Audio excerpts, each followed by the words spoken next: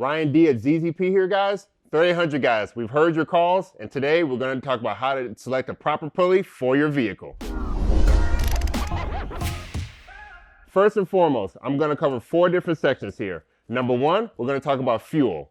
Number 2, boost.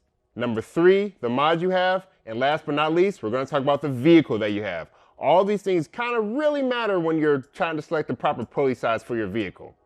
Number 1, fuel. All right, guys, if you are getting the cheapest possible fuel from Joe Blow's fucking gas station down the street, you're getting really crappy fuel, guys. Come on. You guys care about your cars and you want to run it as optimal as possible. Do not get the cheapest possible fuel. L67 and L32 guys, you should always be running premium. No 87, no 89, none of that crap. Always get good, reputable fuel brands. Shell, BP, Mobil, those are all ones that have pretty consistent fuel rating because that fuel is going to kind of set the tone for the rest of the mods you can really do with your vehicle, as well as how much KR you're going to get, what pulley size you can run, etc., etc. One big thing is that we're going to use kind of the standard of 93 octane. If you have points under 93, 92, 91, you're going to need to be a little more conservative with your pulley size. So say your buddy has a full setup and he's running 93 octane and you only have 91 octane in your area. Sorry, you can't run as small of a pulley as he can. Generally, the rule of thumb on a 91 octane car is going to be between 7 to 9 pounds of boost, non-intercooled that is. And on a 93 car, you're going to want to be 8 to 9 pounds of boost. So obviously with a better fuel, you can run a little more boost more safely. And obviously, again, like I said, this is non-intercooled. When you're intercooled, you're going to be in the 11 to 13 PSI range. But on regular fuel, you only want to go up to about 9 pounds. 10, that's a forbidden number. You really don't want to go there because that's when stuff starts to have a bad time. I'm also going to call you 3800 guys out really, really hard with this one. Stop trying to make your whole builds around the smallest pulley you can possibly run. We're going to talk about this later, but right now, just make sure to get the proper fuel for your vehicle. That's going to determine what size pulley you can properly run. The next one is going to be boost. A good indicator of if you can drop a pulley size kind of depends on your setup, but boost is a pretty big indicator if you can. If you are at 9 plus PSI and on 93 octane, then you probably can't drop any more pulley sizes. Doing that can possibly endanger your engine, chip pistons, hurt the motor that you just freshly built, etc., etc. Not a good time. You don't need to run as much boost as possible. The M90 tends to have an efficiency range of about 6 to 9 PSI on normal civilian fuel. On intercooled and E85, you probably go to like 11 to 13 PSI. But number 1, look at how much boost you're making. This is where we suggest either having an Aeroforce gauge or a mechanical boost gauge such as an autometer. So you need to have the information to help you select the proper pulley size. The next section is going to be mods. This is probably the biggest factor in at least setting up your car to at least get a certain pulley size and etc., blah, blah, blah. All right, so mods. You have to have a certain amount of mods to run a certain size pulley.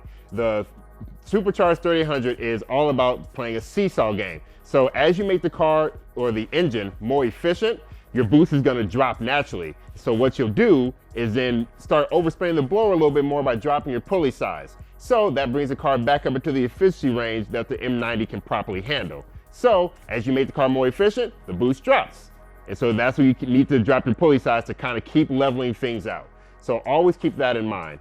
On top of that seesaw game, remember, boost is a measure of restriction. So as your efficiency of the engine goes up, the boost will drop. So that's why you need to make sure to drop your pulley size in accordance to keep the M90 in its proper efficiency range, as well as keep your engine breathing properly. Something big that we're going to talk about later is the kind of vehicle that you have. And that kind of vehicle is going to help determine what you can really do to your car and what pulley size you can really adjust to.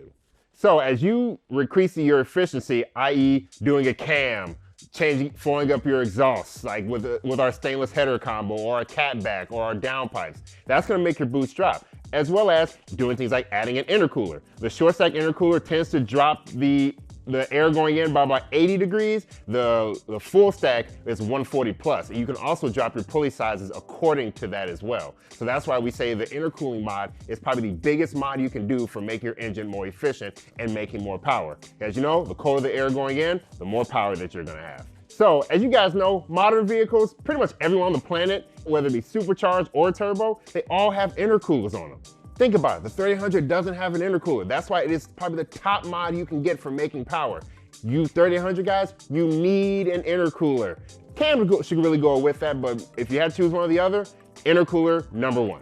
And last but not least is your vehicle. Say your buddy has a 97 GTP and he has a setup for a 3.4 pulley on there, and you have a Bonneville SSCI from 2000. You both have a similar setup, but he has 93 octane, you have 93, and you want to know what pulley you can drop to. Sorry, Bonneville guy, you can't drop your pulley as small as the 3800 GTP guy because your car is heavier. Park Avenue, Riviera, all the heavier big H-body cars, you have to kind of be a little more conservative on your pulley choices. The main reason is, the heavier the car is, the more stress you're gonna put on the engine. So, you have to keep that pulley a little on the lighter side to make sure that your car isn't being overworked, you're not getting any KR. For those of you that don't know, KR is spark knock. Some things we hear a lot is, oh, I don't have any knock. Well, do you really? Have you scanned your car to see if you're getting any knock? A lot of people think that these cars are 1970 Yugos and that you're gonna hear some sort of loud knocking sound if you're getting a degree or 3 of knock. Not always true. We've seen customers say, oh, my car is fine, there's no knock, but we get on the dyno or scan it, you have a bunch of knock. Don't always choose the smallest possible pulley size, guys. You really need to choose the one that's proper for your setup. The smallest pulley size isn't going to make you faster than the guy next to you all the time. We've seen it so many times where a guy with a larger pulley is beating a guy with a smaller pulley just because his setup is more correct. So keep that in mind when you're choosing your pulley size as well. So a special note for you Regal GS guys. So you have the only W-body car with a restrictive muffler and exhaust system. That's why we don't even offer a 2.5-inch exhaust for the Regal, because exhaust is so important on that car. That car is one you need to get rid of that stock muffler ASAP. That's why we suggest a full 3-inch exhaust system, because you have only a single exit. Regal guys, get rid of those stock exhausts. They're quiet, they're crappy, they're restrictive, and you're gonna lose power and not be able to run a small pulley or do the other proper mods you need to. Exhaust has to get out of those cars, guys. Regal guys, change your mufflers. Oh, another thing we hear a lot too is, oh, my buddy has it on his car and it's fine. Probably not, guys. Try to make yourself as efficient as possible. At the end of the day, the smallest pulley doesn't win. It's gonna be what setup is more efficient, what setup is better making power, and what runs better. All in all, if you guys have any further questions, please feel free to reach out to customer service at ZZperformance.com, and we'll happily answer your question. We have tons of 3800 guys here who are very knowledgeable about the platform. Turbo Tim specifically has been running these cars and tuning them since day one, and he'll be more than happy to give you pulley recommendations and make sure that your car is set up to go as fast as possible. Ryan D is ZZ Performance here. Hope to see you guys next time.